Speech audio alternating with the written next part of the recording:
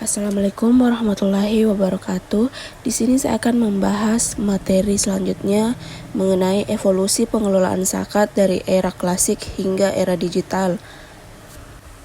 Adapun pembahasan pertama yaitu mengenai pengelolaan zakat di era klasik 1.0. Pada masa Nabi Muhammad SAW dan bersama para sahabat, pengelolaan zakat dapat dilakukan oleh panitia khusus yang disebut amil zakat. Mereka mendapat wewenang penuh dari Rasulullah untuk mendata kaum muslimin yang wajib mengeluarkan zakat dan mendistribusikannya kepada mereka yang berhak menerimanya, karena panitia tersebut dibentuk secara khusus untuk pekerjaan yang khusus pula, maka data-data terakhir pada musaki dan mustahik dapat terdata secara akurat. Selanjutnya yaitu pengelolaan zakat di era klasik 2.0. Era 2.0 ditandai dengan kemunculan lembaga amil zakat yang dimulai mengorganisir pengelolaan zakat secara profesional. Sejak tahun 1980-an, lembaga-lembaga seperti Badan Amil Zakat Nasional atau Basnas dan berbagai lembaga amil zakat atau LAS mulai berdiri, membawa pendekatan yang lebih sistematis dalam pengelolaan zakat. Pada era ini, teknologi mulai diperkenalkan dalam proses penghimpunan dan distribusi zakat. Penggunaan komputer untuk mengelola data musaki dan mustahik menjadi umum, memungkinkan lembaga zakat untuk mencatat dan melaporkan transaksi dengan lebih efisien. Adapun pengelolaan zakat di era modern 3.0, pengelolaan zakat di era modern 3.0 telah mengalami transformasi signifikan dengan memanfaatkan teknologi digital untuk meningkatkan efektivitas dan efisiensi.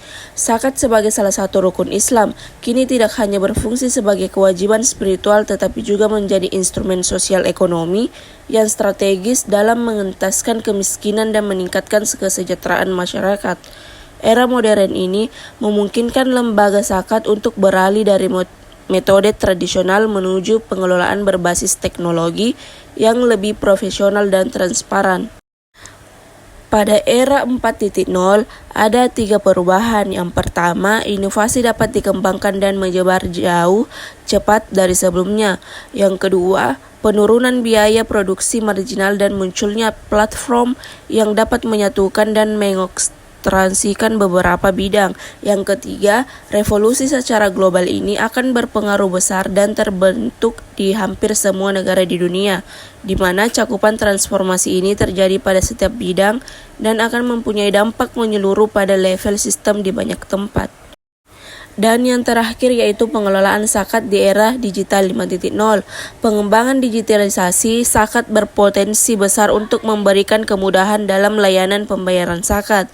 Tidak hanya itu, informasi terkait program dan pendistribusian dana zakat juga dapat dilakukan secara digital melalui media sosial dan sejenisnya, sehingga tidak langsung edukasi publik dan sosialisasi gerakan zakat juga dapat dilakukan. Dengan demikian, diharapkan realisasi penghimpunan zakat dan kepercayaan masyarakat pembayar zakat dapat meningkat sehingga potensi zakat yang besar di Indonesia dapat dioptimalkan. Baik, itulah tadi pembahasan singkat mengenai evolusi pengelolaan zakat dari era klasik hingga era digital. Terima kasih atas partisipasinya. Sekian dari saya. Wassalamualaikum warahmatullahi wabarakatuh.